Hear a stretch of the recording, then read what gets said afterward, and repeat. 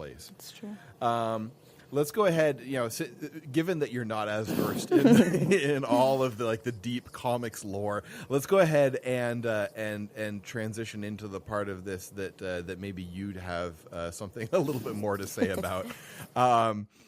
So there's a scene at Hawkeye's farmhouse between Black Widow and Bruce Banner, where she's talking about how in the course of her training in the Red Room for the KGB, that all of those agents have hysterectomies performed on them, so that they don't have any fear of having children and thus being compromised or have any other loyalty that they would have to worry about, and that kicked off a whole big controversy as well, because people took that line that she has after she explains this to Banner, and she says, still think you're the only monster on the team. And people took that, I think, just absolutely in the wrong way. And just got all up in arms, saying, "Oh my goodness, people are saying that if you don't want to have babies as a woman, then you're a monster." And so, tease that out for us a little bit, and sort of, what's your response to that whole thing? Yeah, I mean, I'm 29. I haven't had that much life experience in terms of, But I feel like something that I've always felt uneasy about, which I hinted at earlier, was that why do we women have to have a one-size-fits-all, just why can't we be individuals? And to me, I feel like women, each woman is going to have a different calling. And to me, the only thing why I would not call myself a feminist, and again, it's changing, but it's because that it's like you have one choice. I don't know. Okay, let me get my thoughts together. If you want to have a family, something's wrong with you. You're automatically settling.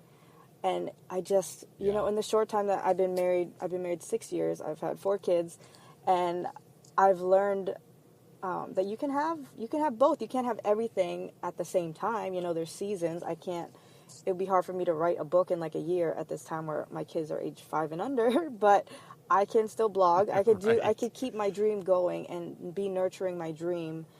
And so for me, I guess I've seen it happen though, where women, because they've been pressured so much by whatever subsect of womanhood the definition of womanhood that they've learned, they become bitter because they haven't been able to get to know themselves and nurture their gifts. And so when the kids are out of the house and they're in college, they literally have no identity left because their identity has been a mom. And so I think that's dangerous. We can't let that happen. But on the other hand, if you're saying that feminism is defined as where you have to, if you're not following your dreams, your career, and you're looking for love and looking for a family, then you're kind of doing a disservice to women if you have a dream to have a family. That's just as unfair to us women.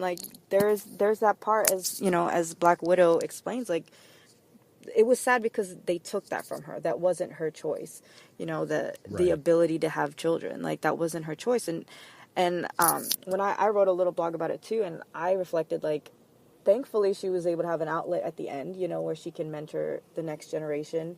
But there is something, in the secular world, they're not going to understand this, but there's something innately in women that wants to nurture. And that only comes from the fact that, we're made in the image of God, and part of that role as women is to nurture a family and rear a family. And I feel like I'm still getting my thoughts together about that. But again, the problem is when we try to have one size fits all definitions of womanhood, and I just think everybody has different callings. So I'm a stay-at-home mom, homeschooling mom, but my best friends are single, and I have women friends of all spectrum, and that's how I love that, because that just shows that even they respect me. They don't look down on me for putting my dreams on hold. They respect that I can survive having toddlers running around the house. They could never do that. But I have a lawyer friend, and I could never do what she's doing, just the amount of paperwork that she does, and, have a movie producer friend. Like,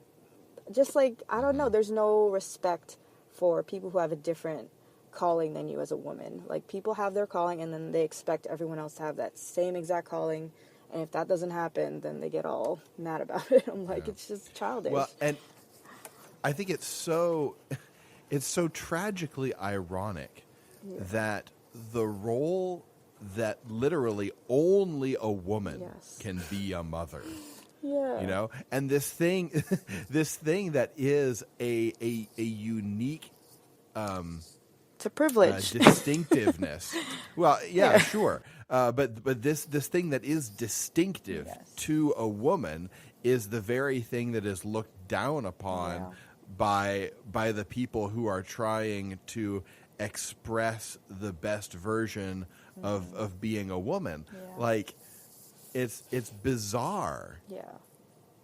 I mean, it's like I can see why, because in the past, before women's rights of our day, you didn't have any other choice but to be a housewife. So, like, I see where bitterness can come from that. But now that we have choices... Right, there's a reaction against that. Yeah. But now that we have the choices, we can't just put down women who do want to have a family, and then vice versa. In the Christian world, we can't call someone selfish just because they want to pursue a career. Like, they have a different calling. Like, so... I don't know. Yeah, it's a messy topic. That's true. Like, but it is, and you're right. There's problems on both sides here. It's not like it's only the feminists that are distorting what a woman's potential can be. When you have the hardcore fundamentalist Christians who are saying if you're not pursuing the role of motherhood, then you're doing it wrong. And I think that's something that I think a lot of communities of Christians are moving away from. But even in just sort of the default ways that churches work, single women who aren't pursuing families can definitely tend to fall through the cracks. Yeah. The fact that there has to be a singles women's ministry and a married women's ministry, I don't understand that. Like, why can't we just have a women's ministry? And I'm sure you're going to group together, talk about mom stuff with your mom friends, but why do we have to make those distinctions, like, artificially in the church? That never made sense to me. Yeah.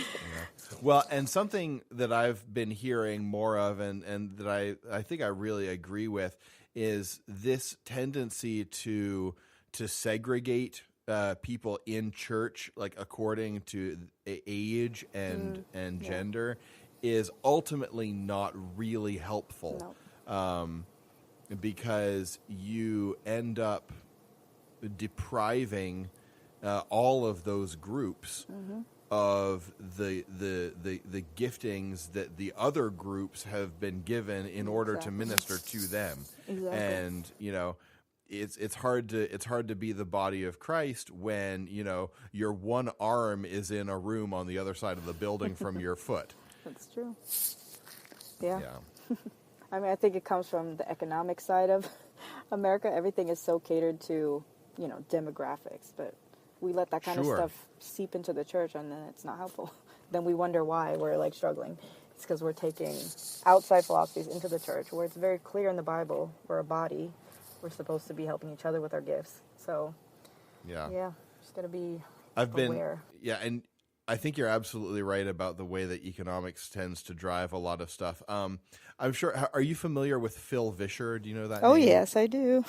Yeah. So he has a podcast that has been going on for like quite a few years already at this point. I highlighted that a few episodes ago. And his co-host's name, one of his co-hosts' name is Sky Jitani, and he talks a lot about economic factors that sort of have driven the church that we just sort of have accepted that aren't really helpful.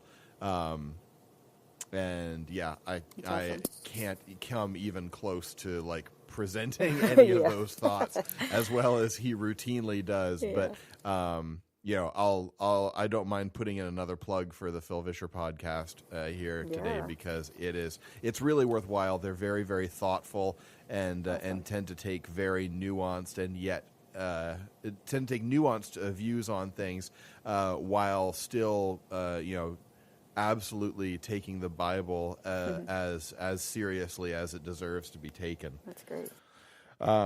You know, with the whole thing about about Black Widow and the pregnancy thing, what's very ironic is that during most of the shooting of that movie, Scarlett Johansson was pregnant. That really is the definition of irony right there. They had to shoot her Oh my scenes gosh. in ways to Yeah. hide her belly a lot of the times, and like a lot of her stunt doubles had to stand in for her, and they ended up doing some CG to hide that as well. All right, well, I think we're gonna start trying to wrap this up here a little bit. This is a little bit different sort of discussion than I usually have with a lot of my co-hosts when we get into these things. It tends to veer way more into the geek aspects of the stuff. But I'm really, really glad to have you on the show. It's good to have a variety of perspectives, and we don't get a lot of women's perspectives in geek culture.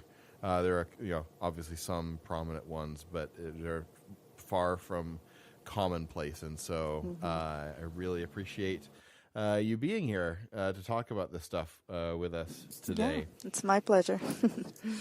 So the last thing we're going to do before we close out the show for today is our piece of guaranteed good news.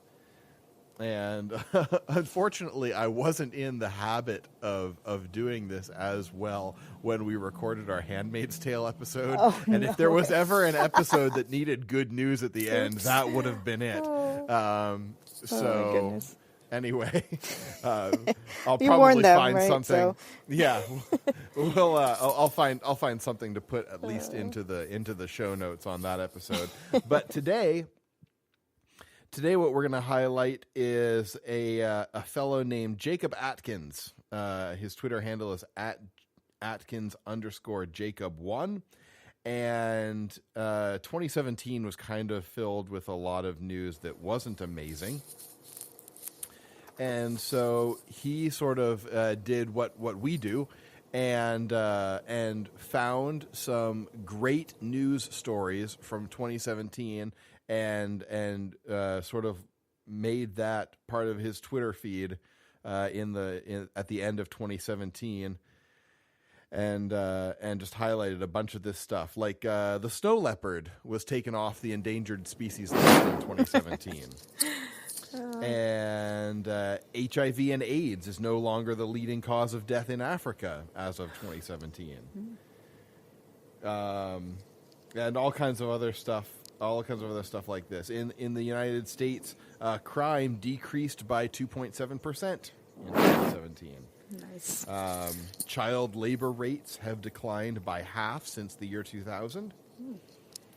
And this is a cool one. I like this. In Lexington, Kentucky, people who get parking tickets can pay them off by donating canned goods to the local food banks. That's really cool.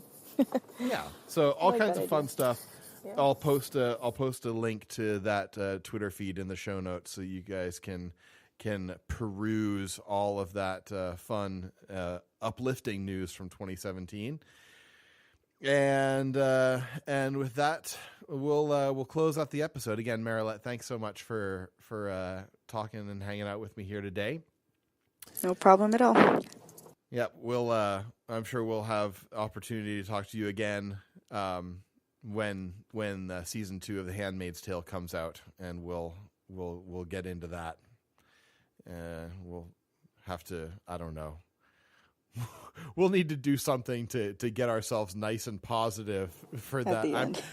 I don't know. I mean, yeah, I'm not optimistic that it's going to be a really fun experience to watch that series. So No, we'll have to see how it goes.